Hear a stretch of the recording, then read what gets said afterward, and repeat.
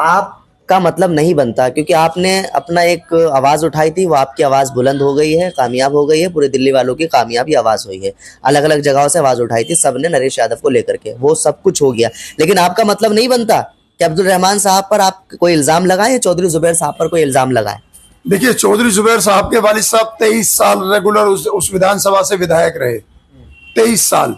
आप जनता से पूछ लीजिएगा उनके 23 काम नहीं गिनवा पाएगी जनता उनके। चौधरी मतीन की अगर बात करेंगे तो उनको तो सीनियर लीडर कहा जाता है कांग्रेस का। कोई कुछ भी कहता रहे, मैं कहने लगूं कल से मैं सीनियर लीडर हूं, मैं दिल्ली का सीनियर लीडर हूं, मैं अपने आप को कहने लगूं तो इससे क्या फर्क पड़ता है? आज तक आपने क्या कांग्रेस को वोट नहीं दिया?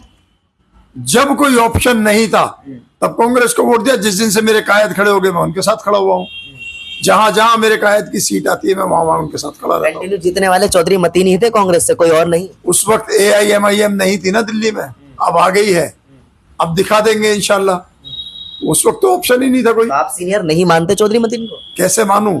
सीनियरिटी होती है काम के आधार पर। सीनियर थे जब भी उन्होंने काम किया और वो जीते कंटिन्यू लगातार। सीनियरिटी होती है काम के आधार पर। आप मुझे 23 साल के 23 काम गिनवा देना बिना काम से कोई नहीं जीतता। वो जीते हैं लिफाफे से।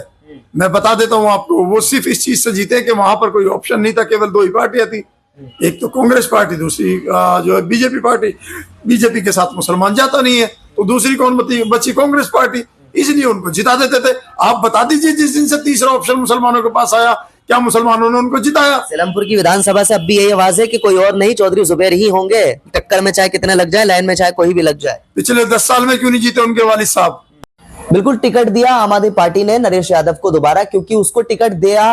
और सवाल ये है लोगों का, नरेश यादव को टिकट देने का, यानी 2024 अभी गुजरा भी नहीं है, तकरीबन 2 महीने इलेक्शन के रह गए हैं, 24 अभी पूरा हुआ भी नहीं है। 2025 में इलेक्शन होने हैं, फरवरी में इलेक्शन होने हैं, लेकिन उससे पहले आम आदमी पार्टी ने मुसलमानों की आस्थाओं को, मुसलमानों पर एक ठेस पहुंचाई नरेश यादव को टिकट दे करके। सवाल जब किया आस मोहम्मद कुरैशी से मीडिया के लोगों ने कि आखिरकार आपको किस बात की जलन या किस बात का दर्द अगर नरेश यादव को टिकट दिया है, तो उन्होंने जवाब में यही कहा था कि अगर कोई कुरान के साथ बेहरमती करेगा और उसके और गीता या बाइबल के साथ कभी भी और कहीं भी वो हरकत और बेहरमती कर सकता है और ये कतई बर्दाश्त नहीं की जाएगी। और साथ में ये भी कहा था कि अगर पूर्व मुख्यमंत्री अरविंद केजरीवाल ने नरेश यादव से टिकट वापसी नहीं लिया और पैदल यात्रा 25 दिसंबर को पूरी दिल्ली में करूंगा, दिल्ली वालों के साथ करूंगा और पूर्व मुख्यमंत्री अरविंद केजरीवाल के घर का और उनके ऑफिस का घेराव करूंगा, ये चीज उन्होंने कही थी। अब देखिए, लेकिन मसला सामने जो आया है, उस 2 दिन के अंदर अलग अलग जगहों से प्रोटेस्ट हुए, अलग अलग जगहों से पूरी दिल्ली में लोगों की आस्थाओं पर ठेस पहुंची, लोगों ने अलग अलग पुतले जलाए, आम आदमी पार्टी को गलत ठहराया और सामने मीडिया के लोगों के सामने अपनी अपनी बातें रखी। अब 2 या 3 दिन के अंदर ऐसा फैसला सामने आया कि मुख्यमंत्री अरविंद केजरीवाल को टिकट वापसी नरेश यादव से लेना पड़ा। लेकिन एक तरफ बात आ रही है कि टिकट खुद उन्होंने वापसी किया है नरेश यादव ने। नरेश यादव ने खुद ऐसा कहा कि मैं ये चुनाव नहीं लड़ूंगा। आखिरकार सही मामला क्या है, वो आस मोहम्मद कुरैशी दोबारा जुड़ने जा रहे हैं। सीधी तस्वीर आपके सामने। आस मोहम्मद कुरैशी, मुस्कान चेहरे पर है, जबान अभी ऑफ है, लेकिन मुस्कान का मतलब लोगों को भी मालूम हो गया होगा और हमें और जनता तक दिखा रहा है। हिंदुस्तान हमेशा न्यूज का कैमरा भी आपके सामने जुड़ा है। क्या आपकी ख्वाहिश, क्या आपका कहना पूरा हुआ है अभी तक? आपने कहा था कि नरेश यादव को टिकट नहीं मिलना चाहिए, लेकिन फिर भी पूर्व मुख्यमंत्री अरविंद केजरीवाल ने टिकट दिया MLA का, मेहरौली की विधानसभा से नरेश यादव को, और टिकट दिया तो आपने आवाज उठाई। आप ही ने नहीं बल्कि अलग अलग जगहों से आवाज उठाई, लेकिन आपकी जो आवाज थी वो सबसे यूनिक और अलग थी, क्योंकि आपने कहा था मैं पूरी दिल्ली का घेराव करूंगा, पैदल यात्रा करूंगा, चाहे मुझे बच्चे छोड़ने पड़े, घर छोड़ना पड़े, अपनी जॉब को छोड़ना पड़े, मैं भूल जाऊंगा। क्योंकि सवाल जब हमने किया तो आपने एक ही कहा था, मुझे कौम का दर्द है। अब तो टिकट वापसी ले लिया गया है। लेकिन देखिए, पहली बात तो ये बहुत बहुत शुक्रिया आपका कि आप यहाँ पर आए और इस पर बात करनी दोबारा से शुरू की। मैं आपको एक चीज बता देता हूँ, ये टिकट नरेश यादव ने वापस नहीं किया है।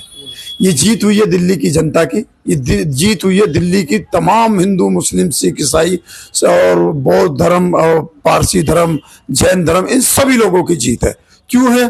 क्योंकि जब मैंने इस सवाल को खड़ा किया था कि अपराधी अब बर्दाश्त नहीं होगा, दिल्ली की सत्ता हो या देश की सत्ता हो, यहाँ पर अपराधी बर्दाश्त नहीं होगा। तो अपराधी क्योंकि बर्दाश्त नहीं था, तो मेरे साथ साथ दिल्ली की पूरी जनता ने बोला कि हाँ आप बिल्कुल ठीक कह रहे हैं। जब वो जनता साथ आई, जनता सामने आई, 25 तारीख से हमने एक ऐलान किया कि घर घर जाकर दिल्ली की हर विधानसभा में जाकर मैं पैदल यात्रा कर कर लोगों को बताऊंगा कि अपराधी क्यों बर्दाश्त नहीं है।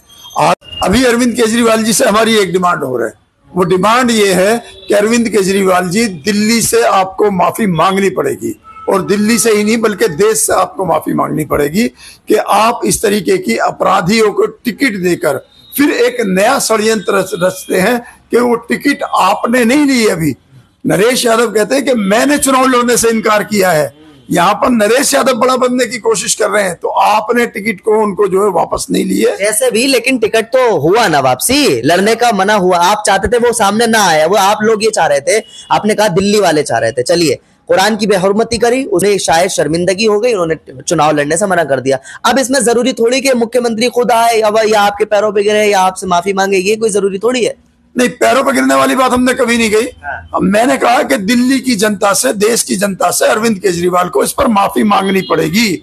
अगर वो माफी नहीं मांगते हैं तो मेरी फिर से चुनौती है, मैं हर घर किसी भी जरिए से, पद यात्रा का तो मैंने इरादा बदल दिया है, किसी भी जरिए से हर घर से ये अपील करूंगा कि ऐसे अपराधियों को ये लोग जब तक शामिल करेंगे, जब तक माफी नहीं मांगेंगे, तब तक इनको दिल्ली की सत्ता में ना आने दिया जाए।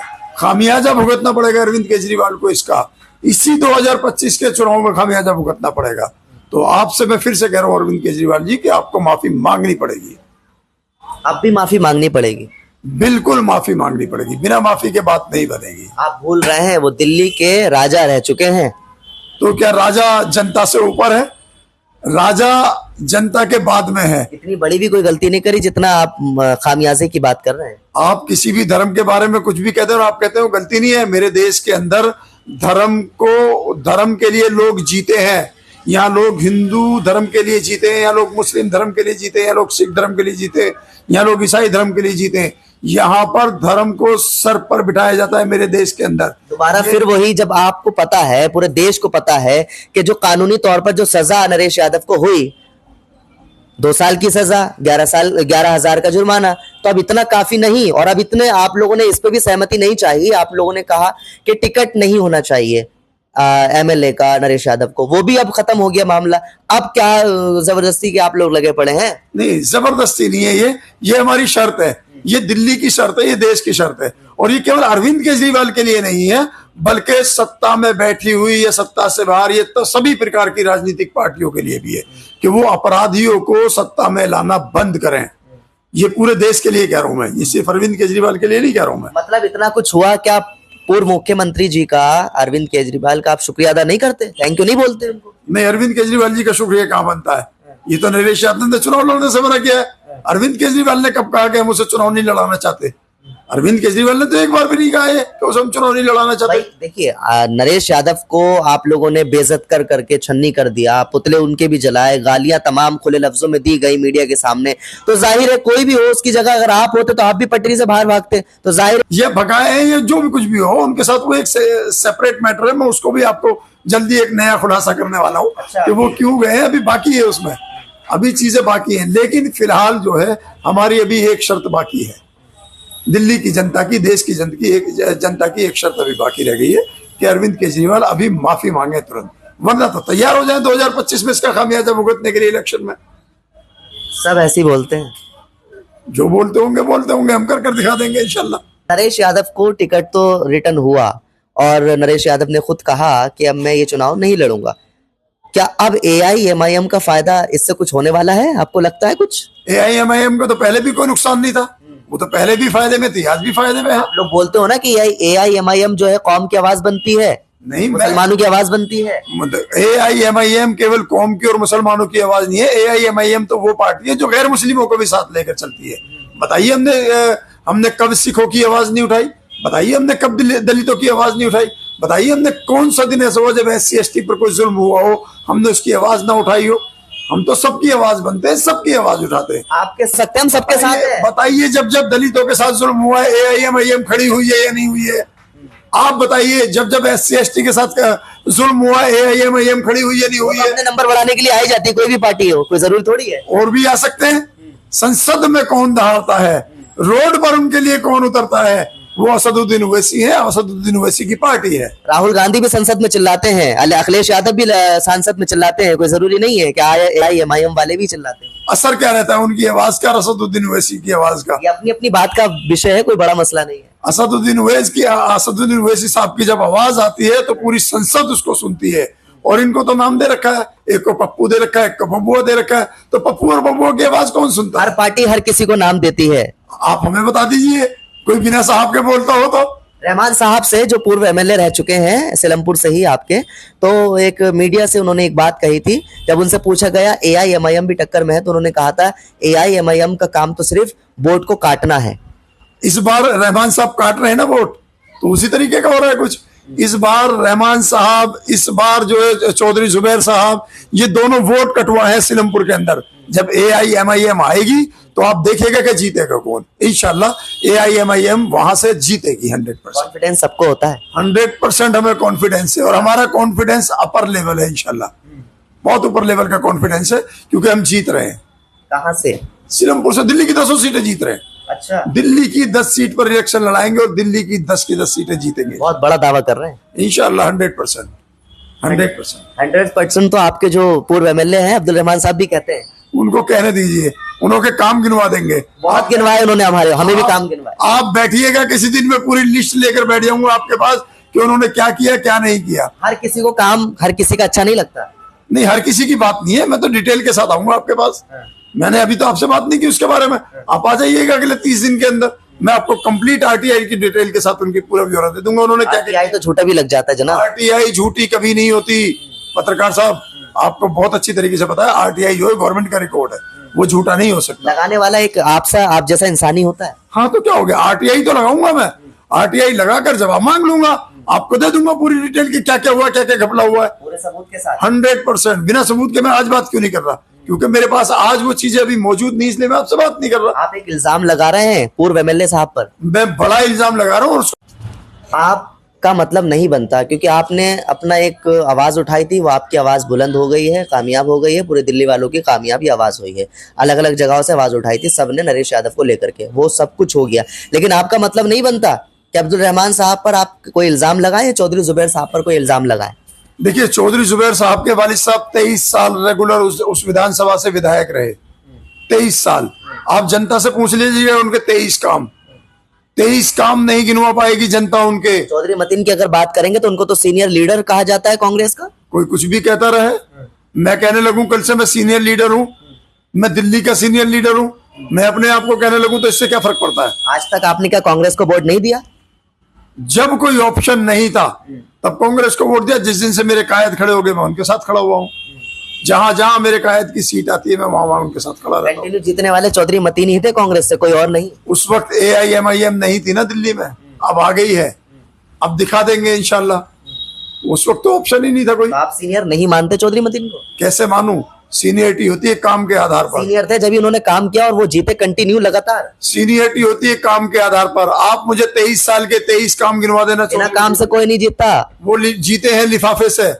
मैं बता देता हूँ आपको, वो सिर्फ इस चीज से जीते कि वहां पर कोई ऑप्शन नहीं था, केवल 2 ही पार्टियां थी, एक तो कांग्रेस पार्टी, दूसरी जो है बीजेपी पार्टी। बीजेपी के साथ मुसलमान जाता नहीं है, तो दूसरी कौन बची? कांग्रेस पार्टी। इसलिए उनको जिता देते थे। आप बता दीजिए, जिस दिन से तीसरा ऑप्शन मुसलमानों के पास आया, क्या मुसलमानों ने उनको जिताया? सिलमपुर की विधानसभा से अब भी यही आवाज है कि कोई और नहीं, चौधरी जुबैर ही होंगे। टक्कर में चाहे कितने लग जाए, लाइन में चाहे कोई भी लग जाए। पिछले 10 साल में क्यों नहीं जीते उनके वालिद साहब? पिछले 10 साल से कैसे घर में बैठ गए थे उनके वालिद साहब? आम आदमी पार्टी ने बिजली फ्री दिया, आम आदमी पार्टी ने शिक्षा दी, आम आदमी पार्टी ने तमाम लोगों के साथ एकजुट होकर खड़े हुए, इसलिए आम आदमी पार्टी में ज्वाइंट हुए चौधरी जुबैर, और अब वो जीतने ही वाले हैं, ऐसा कहना है सिलमपुर वालों का। आम आदमी पार्टी ने जो है मरकज को बंद कराया। आम आदमी पार्टी ने मुसलमानों को कोरोना बम बताया। जब क्यों नहीं बोला आपने? आम आदमी, मैंने जब भी बोला है, मैं आ रहा हूँ उसी पर आ रहा हूँ। आम आदमी पार्टी ने मरकज को बम बताया, आम आदमी पार्टी ने मुसलमानों को कोरोना बम बताया, आम आदमी पार्टी ने कुरान की बेअदबी करने वाले को टिकट दिया, आम आदमी पार्टी ने मुसलमानों को तेज बात का पत्ता बनाया कि आओ बिरयानी में डलो, जैसे बिरयानी बन गई उन्होंने निकाल के उनको फेंक दिया गया। आम आदमी पार्टी ने ये किया है, आम आदमी पार्टी ने इसके अलावा कुछ नहीं किया है। आम आदमी पार्टी ने जब जब मौका मिला तब तब मुसलमानों की बेइज्जती की। आम आदमी पार्टी ने जब जब मौका मिला मुसलमानों के बुजुर्गान दीन की बेइज्जती की। आम आदमी पार्टी ने जब जब मौका मिला उनकी दरगाहों की बेहुरमती की। आम आदमी ने जब जब मौका मिला जमातियों की बेइज्जती की। क्या नहीं किया आम आदमी पार्टी? आम आदमी पार्टी से फायदा आपने भी उठाया होगा। क्या फायदा उठाया? कुछ भी फायदा नहीं उठाया मेरा। बिजली फ्री नहीं मिली? बिल्कुल नहीं। मेरा पानी आपको साफ सही नहीं मिला? पानी गंदा आ रहा है आज तक। जिस दिन से आम आदमी पार्टी आई है आज तक पानी गंदा है। मेरे इलाके में जाकर आप देख लो, वहां से आप पानी भरकर देख लो, पानी गंदा है। मैंने कभी आम आदमी पार्टी के स्कूलों का कोई फायदा नहीं उठाया, कभी कोई चीज उनके स्कूलों से नहीं ली मेरे बच्चों ने या मैंने। मेरे यहाँ पर कभी सब्सिडी जो बिजली की नहीं मिली। ये कोई जरूरी नहीं है कि आम आदमी पार्टी के नेता आपके घर में आएंगे कि गवर्नमेंट स्कूल में ही अपने बच्चों को पढ़ाओ। ये आपकी मर्जी की बात है ना, आप कहाँ भी पढ़ाएं, लेकिन इंतजाम तो सॉल्यूशन तो पूरा कर रखा ना आम आदमी पार्टी ने गवर्नमेंट स्कूल में। मेरे बच्चे गवर्नमेंट स्कूल में ही पढ़े हैं, आज भी पढ़ रहे हैं, लेकिन आम आदमी पार्टी ने उन स्कूलों के लिए किया क्या? आप मुझे बताइए। प्राइवेट के मेरे पास पैसे नहीं है, मेरी मजबूरी है, मैं गवर्नमेंट स्कूल में पढ़ाता हूँ बच्चों को, मैं क्या करूं? कितने टाइम से पढ़ा रहे हैं अपने बच्चों को गवर्नमेंट में? जब से बच्चे पढ़ने शुरू हुए। जरा लगाइए ना, कितने रुपए फीस है प्राइवेट स्कूल की? मुझे नहीं पता, और मैं फीस दे नहीं पाऊंगा तो कैसे करूंगा? फिर भी आप इल्जाम लगा रहे हैं। क्या पहले से गवर्नमेंट के पास स्कूल नहीं थे? पहले से ही मेरे बच्चे तो गवर्नमेंट स्कूल में पढ़ते हैं। मेरा बच्चा कभी प्राइवेट स्कूल में गया नहीं, क्योंकि मेरे पास पैसे ही नहीं है। दिल्ली सरकार ने, देश की सरकार ने महंगाई इतनी कर दी है, स्कूलों को कमर्शियल कर दिया है। इतना महंगे स्कूल हो गए आज के वक्त में, कहाँ से लाऊंगा मैं उनके पास? आटा क्या रेट है अब? 45 रुपए किलो। 45 रुपए किलो आटा। उससे पहले क्या रेट था आपको पता है ना? पेट्रोल क्या रेट था? उससे पहले बहुत सारी ऐसी चीजें। क्या ये सारी चीजें जो आप गिनवा रहे हैं, क्या ये AIMIM वाले पेट्रोल पे पैसे 50 रुपए करेंगे, 40 रुपए करेंगे, आटे पे क्या 10 रुपए कर देंगे? आपका कहने का मतलब यही है क्या? ले आई है मैं सरकार में, देश की सरकार में, हम दिखा देते हैं कैसे चलेगी सरकार। 10 रुपए क्या हो सकता है, इससे भी सस्ता हो जाए। सब ऐसे दावे करते हैं। ये तो दावे नहीं, ये पक्का वादा है, ये पक्का वादा है इंशाल्लाह। चलिए, मैसेज क्या देना चाहेंगे? मैं कहना चाहूंगा दिल्ली के मुसलमानों से कि अभी उस आदमी पर भरोसा मत करिएगा। लाला जी ने एक नई चाल तुम्हारे साथ चली है, तो लाला जी को थोड़ा दूर रखिएगा भी अपने आप से।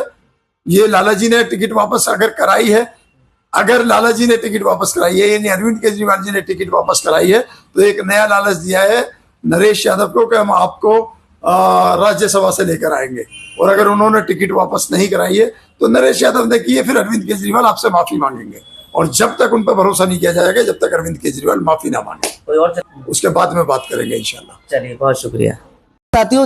जिस तरह से आपने देखा, आस मोहम्मद कुरैशी ने पूरा हमें 1 to 1 सवाल का जवाब दिया और उनसे हमने पूरी तरह से जानने की कोशिश करी आखिरकार AIMIM क्या आटे सस्ते कर सकती है, या फिर पेट्रोल पे पैसे कम कर सकती है, या फिर AIMIM क्या कुछ कर सकती है, जो इतने बड़े बड़े दावे आप लोगों पे इल्जाम लगाकर कर रहे हैं। लेकिन वक्त बताएगा कौन कैमरे के सामने आएगा अगले इलेक्शन में। ऐसा मैंने पहले भी कह चुका हूँ और अब भी कह रहा हूँ। लेकिन सवाल ये है, आस मोहम्मद कुरैशी ने बताया है कि ये नरेश यादव जो महरौली विधानसभा से हैं, उन्होंने चुनाव खुद लड़ने को मना करा है, खुद पीछे हटे, ना कि मुख्यमंत्री अरविंद केजरीवाल ने टिकट वापस लिया है, बल्कि खुद उन्होंने, नरेश यादव ने मना करा है। और इस बात का खामियाजा अब नहीं तो इलेक्शन के दौरान भुगतना पड़ेगा पूर्व मुख्यमंत्री अरविंद केजरीवाल को। वरना अभी वक्त है, टाइम है देशवासियों से और पूरे दिल्ली वालों से अरविंद केजरीवाल को माफी मांग लेनी चाहिए, इसमें ही फायदा है।